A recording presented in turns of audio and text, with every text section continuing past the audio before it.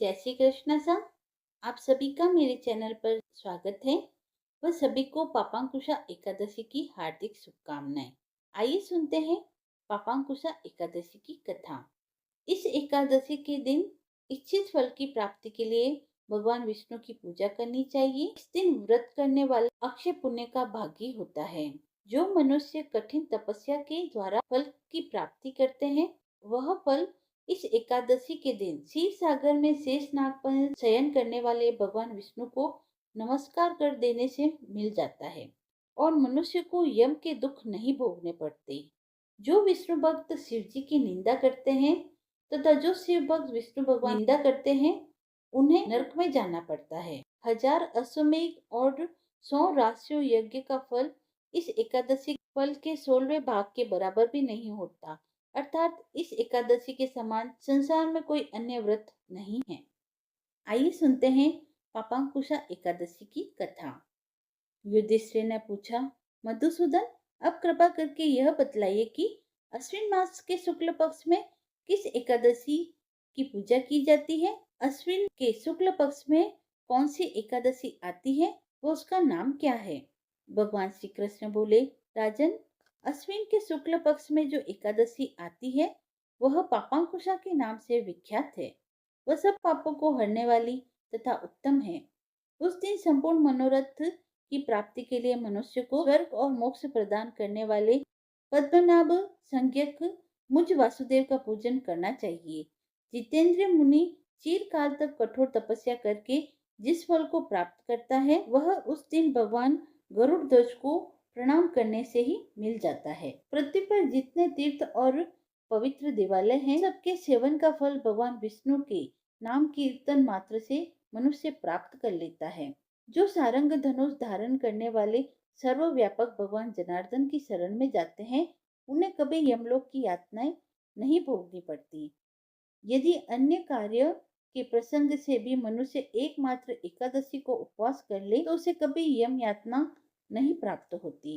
जो मनुष्य विष्णु भक्त होकर भगवान शिव की निंदा करता है, वह भगवान विष्णु के लोक में स्थान नहीं पाता। उसे निश्चय ही नरक में गिरना पड़ता है। इसी प्रकार यदि कोई शैव या पाशुपात होकर भगवान विष्णु की निंदा करता है, तो वह घोर रौरव नरक में डालकर तब तक पकाया जाता है जब तक कि 14 इंद्रों की आयु पूरी नहीं हो जाती। यह एकादशी स्वर्ग और मोक्ष प्रदान करने वाली है, शरीर को निरोगी बनाने वाली तथा सुंदर स्त्री, धन एवं मित्र देने वाली है। राजन, एकादशी को दिन में उपवास और रात्रि में जागरण करने से अनायास ही विष्णु धाम की प्राप्ति हो जाती है। हे राजेंद्र, वह पुरुष मातृ पक्ष की 10, पिता के पक्ष की 10 तथा स्त्री के पक्ष की भी 10 पीढ़ियों का उद्धार कर देता है। एकादशी व्रत करने वाले मनुष्य दिव्य रूपधारी चतुर्भुज गरुड़ की ध्वजा से युक्त, हार से सुशोभित और पीतांबरधारी होकर भगवान विष्णु के धाम को जाते हैं। अश्विन के शुक्ल पक्ष में पापांकुशा का व्रत करने मात्र से ही मानव सब पापों से मुक्त हो श्री हरि के लोक में जाता है। जो पुरुष सुवर्ण, तिल, भूमि, गौ, अन्न, जल, जूते और छाते का दान करता है, वह कभी यमराज को नहीं देखता। नृपश्रेष्ठ दरिद्र पुरुषों को भी चाहिए कि वह यथाशक्ति स्नान दान आदि क्रिया करके अपने प्रत्येक दिन सफल बनावे। जो होम, स्नान, जप, ध्यान और यज्ञ आदि पुण्य कर्म करने वाले हैं, उन्हें भयंकर यातना नहीं देखनी पड़ती। लोक में जो मानव दीर्घायु, धनाढ्य, कुलीन और निरोगी देखे जाते हैं, वे पहले के पुण्यात्मा हैं। पुण्यकर्ता पुरुष ऐसे ही देखे जाते हैं। इस विषय में अधिक कहने से क्या लाभ। मनुष्य पाप से दुर्गति में पड़ते हैं और धर्म से स्वर्ग में जाते हैं। राजन, तुमने मुझसे जो कुछ पूछा था, उसके अनुसार पापांकुशा का महात्म्य मैंने वर्णन किया है। अब और क्या सुनना चाहते हो। पापांकुशा एकादशी की कथा समाप्त हुई। आइए सुनते हैं ग्यारस माता की कथा। युधिष्ठिर ने पूछा, भगवान, पुण्यमयी एकादशी तिथि कैसे उत्पन्न हुई, इस संसार में क्यों पवित्र मानी गई तथा देवताओं को यह कैसे प्रिय हुई। श्री भगवान बोले, कुंती नंदन, प्राचीन समय की बात है। सतयुग में मुर नामक दानव रहता था। वह बहुत ही अद्भुत, अत्यंत रौद्र तथा संपूर्ण देवताओं के लिए भयानक था। उस काल रूपधारी दुरात्मा महासुर ने इंद्र को भी जीत लिया था। संपूर्ण देवता उससे परास्त होकर स्वर्ग से निकाले जा चुके थे और संकित तथा भयभीत होकर पृथ्वी पर विचरा करते थे। एक दिन सब देवता महादेव जी के पास गए। वहां इंद्र ने भगवान शिव के आगे सारा वृतांत सुनाया। इंद्र बोले, महेश्वर, ये देवता स्वर्ग लोक से भ्रष्ट होकर पृथ्वी पर विचर रहे हैं। मनुष्यों में रहकर इनकी शोभा नहीं होती। देव, कोई उपाय बतलाइए। देवता किसका सहारा लें? महादेव जी ने कहा, देवराज, जहाँ सबको शरण देने वाले, सबकी रक्षा में तत्पर रहने वाले जगत के स्वामी भगवान गरुड़ ध्वज विराजमान हैं, वहां जाओ, वे तुम लोगों की रक्षा करेंगे। भगवान श्री कृष्ण कहते हैं, युधिष्ठिर महादेव जी की बात सुनकर परम बुद्धिमान देवराज इंद्र संपूर्ण देवताओं के साथ वहां गए। भगवान गदाधर क्षीर सागर के जल में सो रहे थे। उनका दर्शन करके इंद्र ने हाथ जोड़कर उनकी स्तुति प्रारंभ की। बोले, देव देवेश्वर, आपको नमस्कार है। देवता और दानव दोनों ही आपकी वंदना करते हैं। मधुसूदन, हम लोगों की रक्षा कीजिए। जगन्नाथ, संपूर्ण देवता मूर नामक दानव से भयभीत होकर आपकी शरण में आए हैं। भक्तवत्सल, हमें बचाइए। देव देवेश्वर, हमें बचाइए। जनार्दन, हमारी रक्षा कीजिए, रक्षा कीजिए। दानों का विनाश करने वाले कमल नयन, हमारी रक्षा कीजिए। प्रभु, हम सब लोग आपके समीप आए हैं, आपकी ही शरण में आ पड़े हैं। भगवान, शरण में आए हुए देवताओं की सहायता कीजिए। देव, आप ही पति, आप ही कर्ता और आप ही कारण हैं। आप ही सब लोगों की माता और आप ही इस जगत के पिता हैं। भगवान, देव देवेश्वर, शरणागत वत्सल, देवता भयभीत होकर आपकी शरण में आए हैं। प्रभु, अत्यंत उग्र स्वभाव वाले महाबली मूर नामक दैत्य ने संपूर्ण देवताओं को जीतकर इन्हें स्वर्ग से निकाल दिया है। इंद्र की बात सुनकर भगवान विष्णु बोले, देवराज, वह दानव कैसा है? उसका रूप और बल कैसा है तथा उस दुष्ट के रहने का स्थान कहाँ है? इंद्र बोले, देव देवेश्वर, पूर्व काल में ब्रह्मा जी के वंश में तालजंग नामक एक महान असुर उत्पन्न हुआ था, जो अत्यंत भयंकर था। उसका पुत्र मूर दानव के नाम से विख्यात हुआ। वह भी अत्यंत उत्कट, महापराक्रमी और देवताओं के लिए भयंकर है। चंद्रावती नाम से प्रसिद्ध एक नगरी है, उसी में स्थान बनाकर वह निवास करता है। उस दैत्य ने समस्त देवताओं को परास्त करके स्वर्ग लोक से बाहर कर दिया है। उसने एक दूसरे ही इंद्र को स्वर्ग के सिंहासन पर बैठाया है। अग्नि, चंद्रमा, सूर्य, वायु तथा वरुण भी उसने दूसरे ही बनाए हैं। जनार्दन, मैं सच्ची बात बता रहा हूँ, उसने सब कोई दूसरे ही कर लिए हैं। देवताओं को तो उसने प्रत्येक स्थान से वंचित कर दिया है। इंद्र का कथन सुनकर भगवान जनार्दन को बड़ा क्रोध आया। वे देवताओं को साथ लेकर चंद्रावती पुरी में गए। देवताओं ने देखा, दैत्यराज बारंबार गर्जना कर रहा है। उससे परास्त होकर संपूर्ण देवता दसों दिशाओं में भाग गए। अब वह दानव भगवान विष्णु को देखकर बोला, खड़ा रह, खड़ा रह। उसकी ललकार सुनकर भगवान के नेत्र क्रोध से लाल हो गए। वे बोले, अरे दुराचारी दानव, मेरी इस भुजाओं को देख। यह कहकर विष्णु भगवान ने अपने दिव्य बाणों से सामने आए हुए दुष्ट दानवों को मारना आरंभ किया। दानव भय से विलव हो उठे।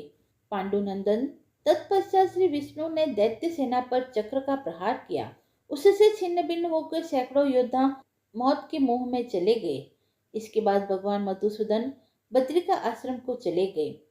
वहां सिंहवती नाम की गुफा थी, जो 12 योजन लंबी थी। हे पांडुनंदन, उस गुफा में एक ही दरवाजा था। भगवान विष्णु उसी में सो रहे थे। दानव मूर भगवान को मार डालने के उद्योग में लगा हुआ था। वह उनके पीछे लगा रहा। वहां पहुंचकर उसने भी उसी गुफा में प्रवेश किया। वहां भगवान को सोते देख उसे बड़ा हर्ष हुआ। उसने सोचा यह दानवों को भय देने वाला देवता है, अतः निसंदेह इसे मार डालूं। युधिष्ठिर दानव के इस प्रकार विचार करते ही भगवान विष्णु के शरीर से एक कन्या प्रकट हुई, जो बड़ी ही रूपवती, सौभाग्यशालिनी तथा दिव्य अस्त्र शस्त्रों से युक्त थी। वह भगवान के तेज के अंश से उत्पन्न हुई थी। उसका बल और पराक्रम महान था।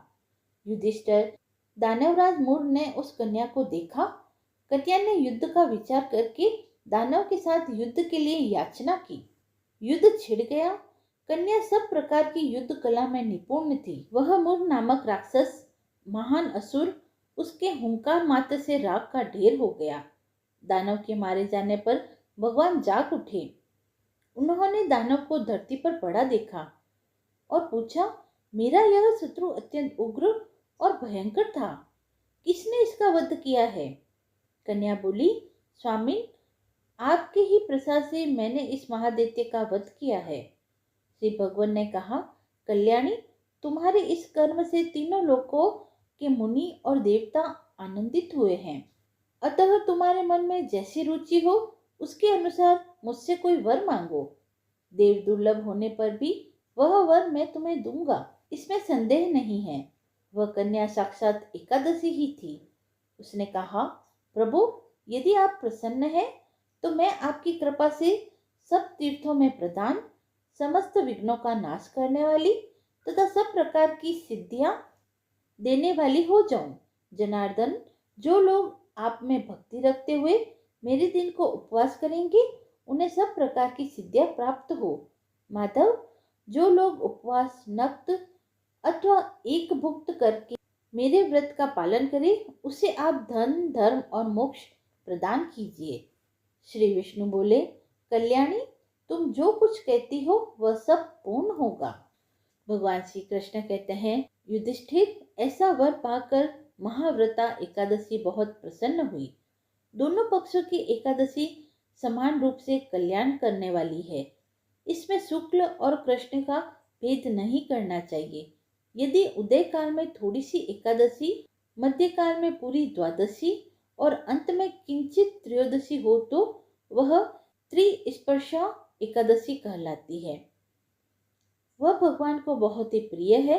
यदि एक त्रिस्पर्शा एकादशी को उपवास कर लिया जाए तो 1 सहस्त्र एकादशी व्रतों का फल प्राप्त होता है तथा उसी प्रकार द्वादशी में पारण करने पर सहस्त्र गुणा फल माना जाता है। अष्टमी, एकादशी, षष्ठी, तृतीया और चतुर्दशी ये यदि पूर्व तिथि से विदित हो तो उनमें व्रत नहीं करना चाहिए। परिवर्तनी तिथि से युक्त होने पर भी इनमें उपवास का विधान नहीं है। पहले दिन दिन में और रात में भी एकादशी हो अथवा दूसरे दिन केवल प्रातःकाल एक दंड एकादशी हो तो पहले तिथि का परित्याग करके दूसरे दिन की द्वादशी युक्त एकादशी को ही उपवास करना चाहिए। यह विधि मैंने दोनों पक्षों की एकादशी के लिए बतलाई है।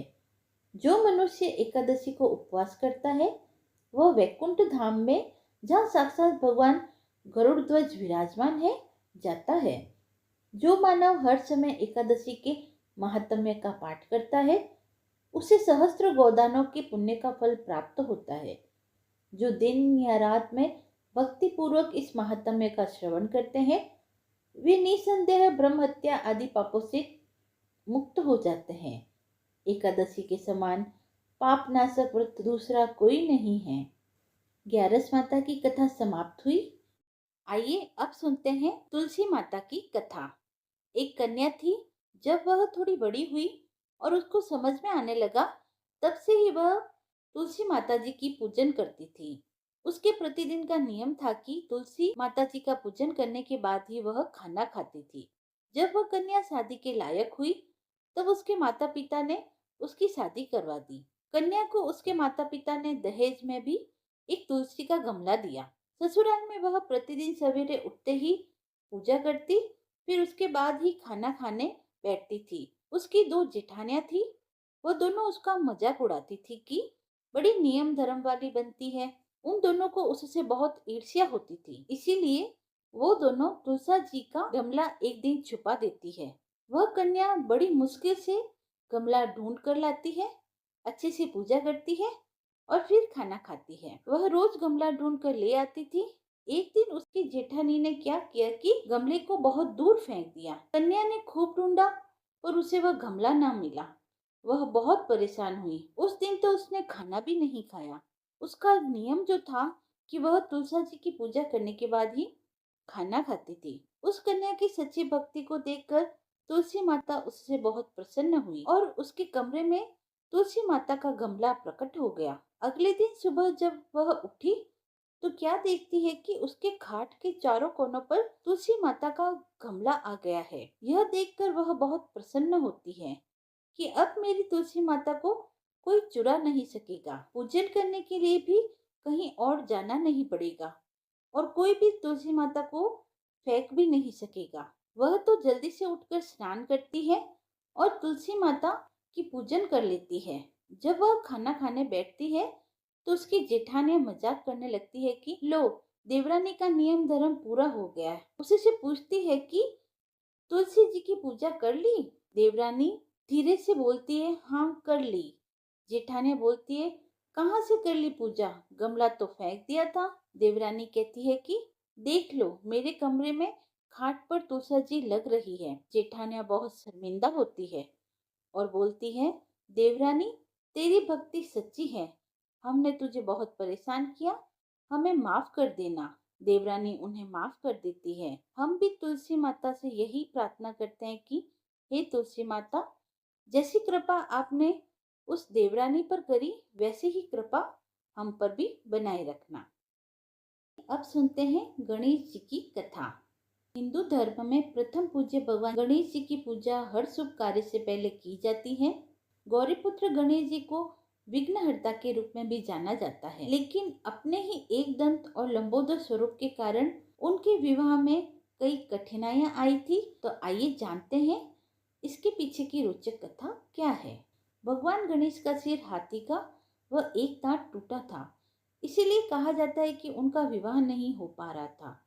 पौराणिक मान्यताओं के अनुसार कोई भी कन्या उनसे विवाह करने के लिए तैयार नहीं थी।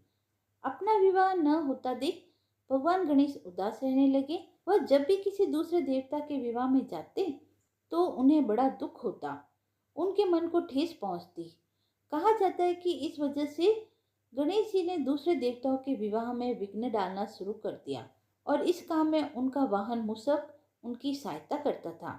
गणेश जी का वाहन मूषक उनके आदेश पर देवताओं के विवाह मंडल को नष्ट कर देता था, जिससे उनके विवाह में अड़चने पैदा होने लगती थी।